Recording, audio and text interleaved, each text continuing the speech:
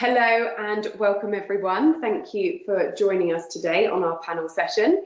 Just a quick couple of intros. Obviously you've just met Craig, he's just done the previous presentation, and we have Liz Syms from Connect and we have Ying Tan from Dynamo. So thank you both very much for joining us. It's really important at Kensington to provide a really broad perspective, especially when we're doing this type of panel debate. So rather than just the lender's perspective, it's great to get a view from across the country, but also packager, club and network as well. So thanks for that. So we're going to dive straight into the questions. So the first one, obviously everything's about buy-to-let, but how the appetite is for buy-to-let in your businesses at the moment. Are you seeing any particular trends, so remo, purchase, and has the pandemic had a noticeable effect to date? Liz, let's start with you. Okay, I don't think our business is very different from others, and that we have seen, a much larger volume of purchases than in the past. Obviously driven by the stamp duty break for this temporary period of time. But I thought dig a little bit deeper than that and have a look and see what my advisors are searching for in relation to criteria. And there were a couple that wasn't a surprise. They're searching for limited companies and multi-unit blocks and so on. But I also saw quite a lot of searches. There's a number of different categories around first-time landlords. And that was appearing, 3 times in the top 10 of searches. So that's quite an interesting trend as well.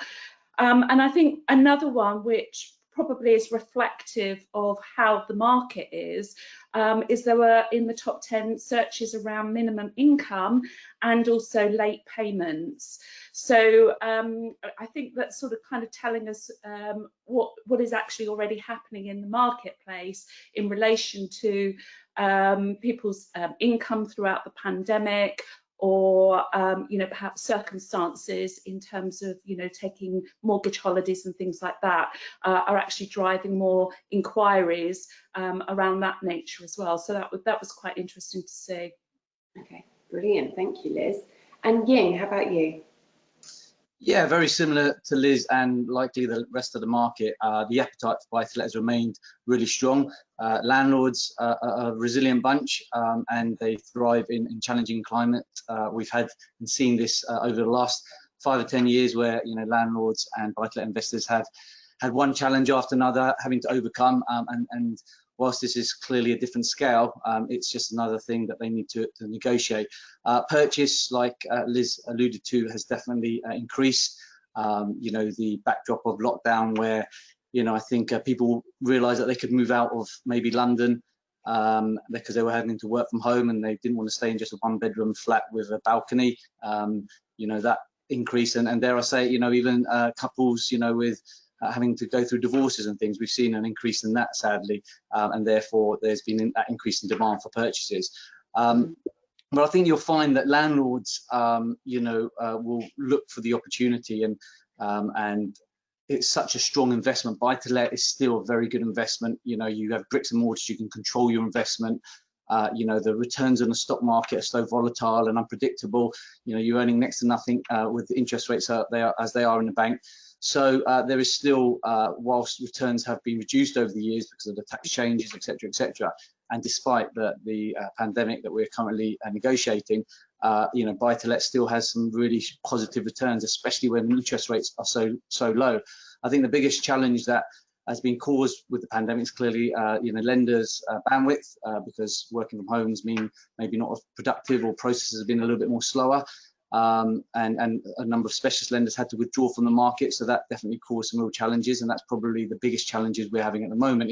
It's not getting new business through the door, it's getting it out the back door, and that's what we're hoping lenders can continue to do the excellent job that they're doing and support the market in the best way possible.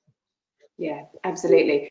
Very good link, actually, Ying. So Craig, I'll come to you based on that, levels of service, etc. How about from a lender's perspective? I think the first thing I'd say is we've got so much demand in the market, and I think that is causing problems. We haven't got enough supply from a lender's perspective. But the first thing I guess I'd say is how relieved and happy we all should be that we've got that level of demand. When we went into the first lockdown in February, I never thought we'd be sitting here 6 months later with record house prices, house prices rising, really strong rental demand, things like stamp duty, holiday driving the market. So, it's a great position to be in, far better than I was expecting. And like I say, it's not just on the residential side, buy-to-let's really strong, rental demand's really strong, which is really good.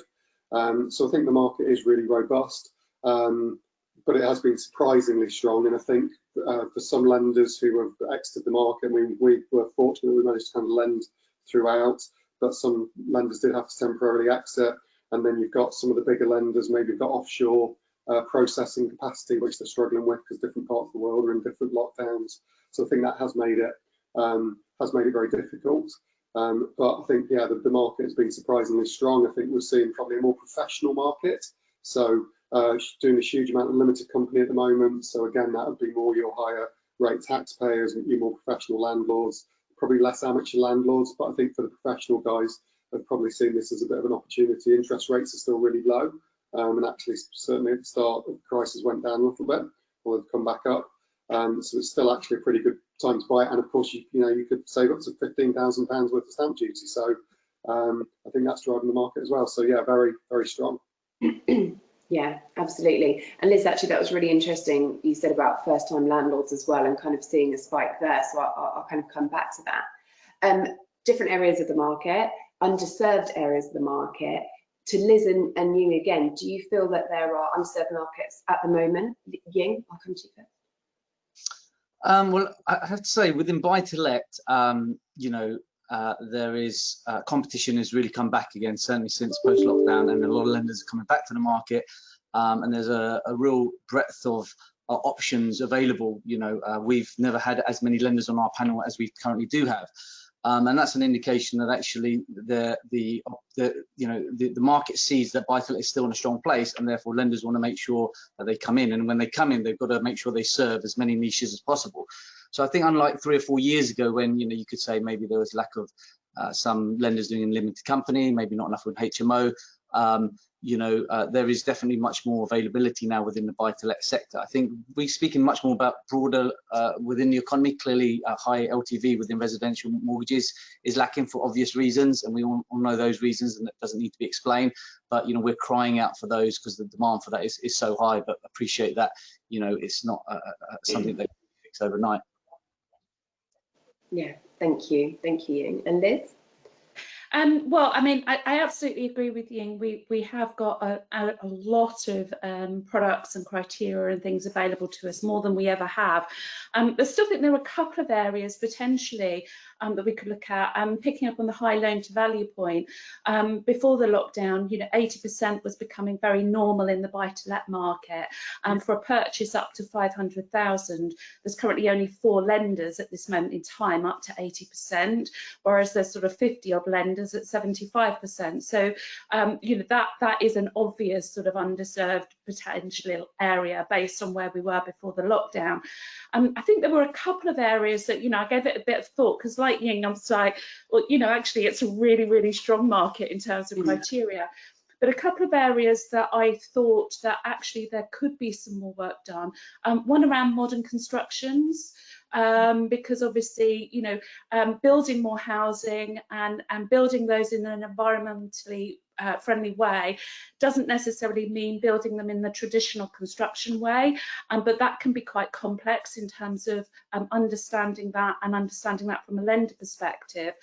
And the other one we came across the other day was property that have got covenants that only over 55s can actually live in the property.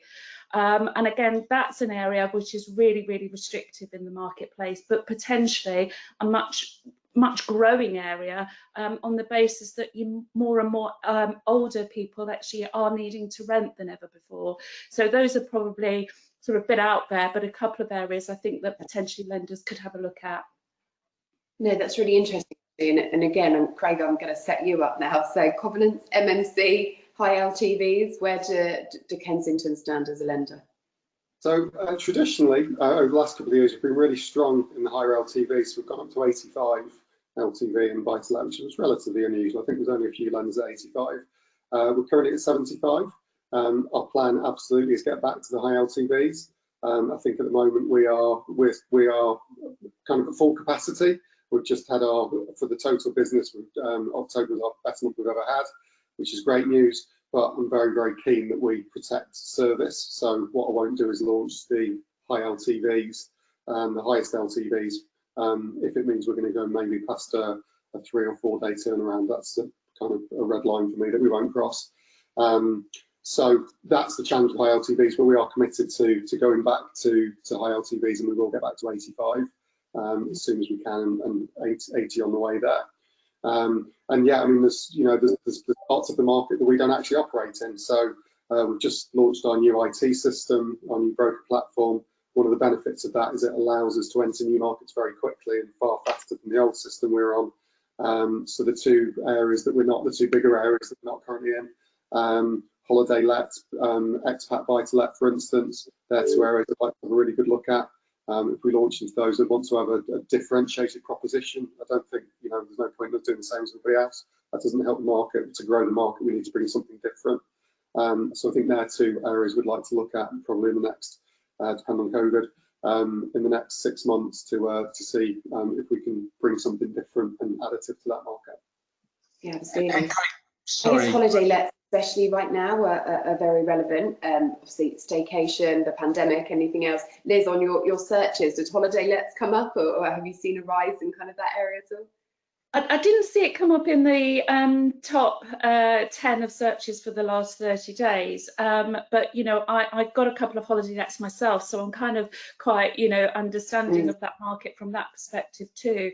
And I think it's a really, really good market, and I think the areas that you can look at, Craig, are what the mainstream buy-to-let tends to do is say, well, if this property was let as a normal buy-to-let on an AST, does it fit? In that case, we'll lend.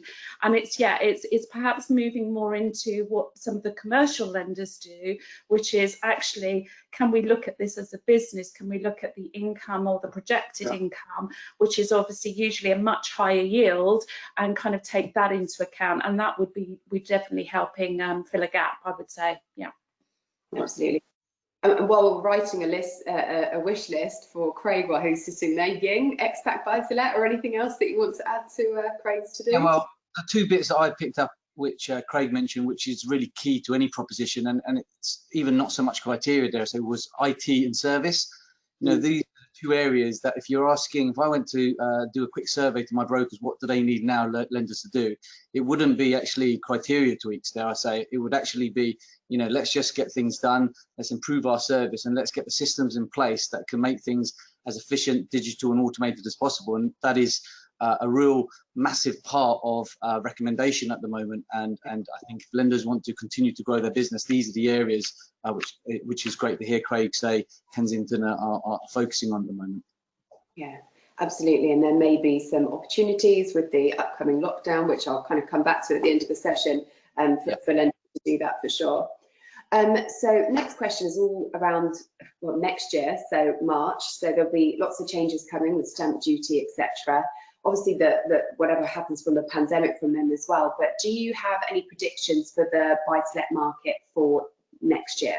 Ying, I'll come straight to you. Yeah, I think first and foremost, as I alluded to right at the beginning, landlords are tough characters, and I think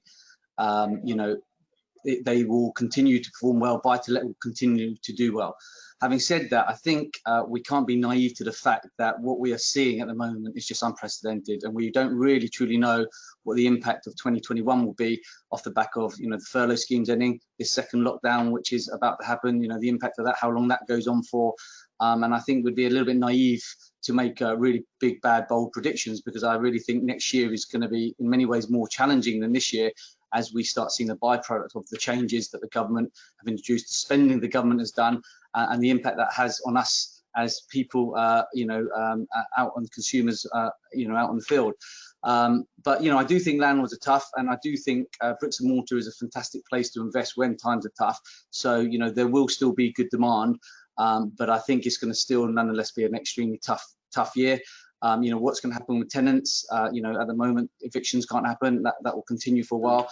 But, you know, when they start being allowed to happen again, you know, how will that impact the market and the rental yields and the demand and the socio-economic impact as well? So there's just so many unknowns that's going to face us next year. I think it's going to be really tough to fully predict which way it will go. Having said that, I think you know, we can be confident that if anyone will get through this, it's the landlords and the buy-to-let market because of their strength and resilience. Yeah, absolutely. Thank you, Ying. And Liz? I think there is a lot of call in the marketplace to extend the stamp duty deadline, and you know, we hope that the government is listening to that. You know, in particular, they are still driving a large amount of revenue by having the stamp duty because of things like, you know, more and more people moving. There are costs to moving, such as survey fees and legal fees, and they're driving revenue from those types of areas. And plus, it's keeping the market buoyant. You know, so people that are downsizing, for example, it's more attractive for them. So it's freeing up housing at the lower end of the ladder where it wouldn't have done before. And I think, you know, with it looks like from the lockdown rules that have come out that the government is committed to keeping the housing market open through the lockdown as well. You know, surveys can still take place. So that is showing some commitment to this market. So I would like to think that actually all of those things coming together, that we'd see a bit of an extension, a little bit more, you know, perhaps longer term permanence around some of these stamp duty incentives, because, you know, housing is one of the biggest parts of the economy. And of course, if that happens, that will certainly benefit buy-to-let landlords and help them in terms of managing their properties and their acquisitions and so on, and boost the market. I think obviously the news as well that payment holidays are being extended for another 6 months. That there are some reservations around that in relation to if people take a payment holiday, how are the lenders going to view that going forward? But at least if there are some difficulties with some tenants, then there's the payment holiday route to fall back on as well, which I think is very helpful for landlords too. Yeah, absolutely. That's a very good point. And then Craig, I'll come to you. Same question, but and also, do Kensington, have they made any plans? I know it's very early, that we haven't gone into the next lockdown yet, but have they made any plans so far? Yeah, so I think, and you know, I think most lenders will be in the same boat. There was probably 4 things that made life particularly difficult at the first lockdown, and I think all those 4 issues will be better this time. So the first one was we had a business, same as everybody else, where most people work from the office. Now everyone works from home. That's going to happen again. We're going to be in the office today. There's a few of us in. We'll all be working from home for another month. But that's not disruptive because we now can work from home. The business now runs from home, so that's not an issue this time. We had an issue being a specialist lender, which was the funding markets didn't technically close, but became quite hard to raise funds. We did £1 billion fundraise in the middle of the summer, so we've got no kind of cash constraints. So that's really good. Valuations is the key one. So last time we were scrabbling around trying to move the business to be able to do AVMs, which we've never done before. Now we can do AVMs, but that's not actually a challenge this time because we've had confirmation from the government.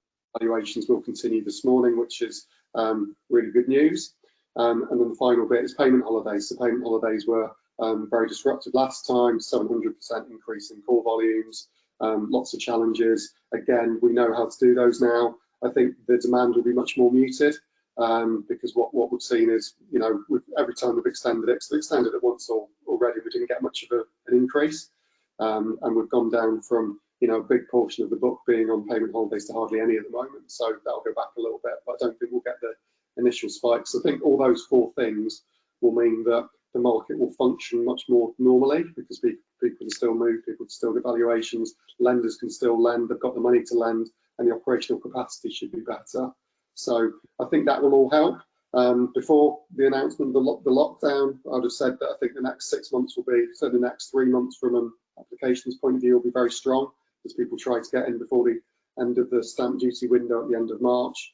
I think next year will be volatile because you'll get the end of that. It's a bit of a cliff edge, so demand might drop slightly. And who knows what will happen with house prices. But I think longer term, you know, we'd all agree the buy-to-let market's a great market. The fundamentals are still really strong. It's a leveraged investment in the way that you can't do by putting your money into the stock market. £150,000 in the stock market gets you £150,000 worth of shares. Put that into buy-to-let at a 75 LTV, you've got £600,000 worth of assets. Those kind of fundamentals you just can't get away from, and I think that the market will always find its way through. Ying said buy-to-let landlords are very resilient. We've seen that with the government throwing so many things at them in the last few years. They've maintained their profits, they've kept on going, and I don't think that will change. Absolutely, thank you, Craig. I think the key word from kind of all of your points there is resilience, which is very, very important. So I'm going to take advantage now. There's lots of brokers listening today, and I'm sure they'd like your advice in some way. So we're looking for top tips. Any top tips for brokers when looking for new business, new buy-to-let business, or submitting business, just to ensure that you're getting it right first time and you're getting the maximum amount through that you can. So Liz, I'll come to you. Well, I mean, top tips in terms of looking for new business is, you know, firstly, you know, understand your market. You know, events like this are great because they really help brokers to truly understand all the detail about buy-to-let and how their landlords are being affected, understand your products, and then, you know, making sure that your client base are aware that you are there to help and you are there to support through what's quite a complex time. So for buy-to-let, landlords have always sought advice. So it's about making sure that your landlords in your database are aware that you're there and can provide that particular support.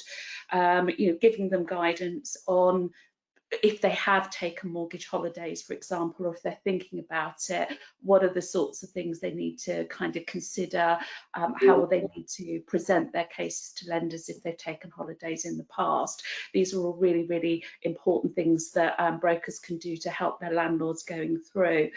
I think picking up on Ying's point on service, when you are picking a lender, particularly if we don't hear anything imminent in regards to any stamp duty extension, they are going to be, you know, a bit of a snowball going forward in terms of purchases before the deadline.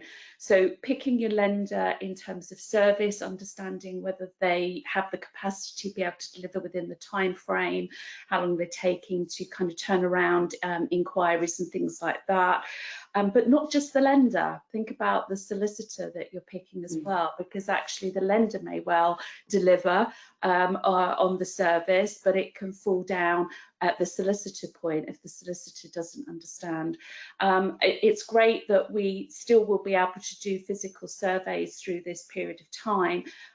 Sometimes you think, well, maybe a desktop survey would be a better solution, but again, don't take that for granted, because some lenders are taking 3 weeks to do desktop surveys because they've still got to have a person to physically, you know, look at that.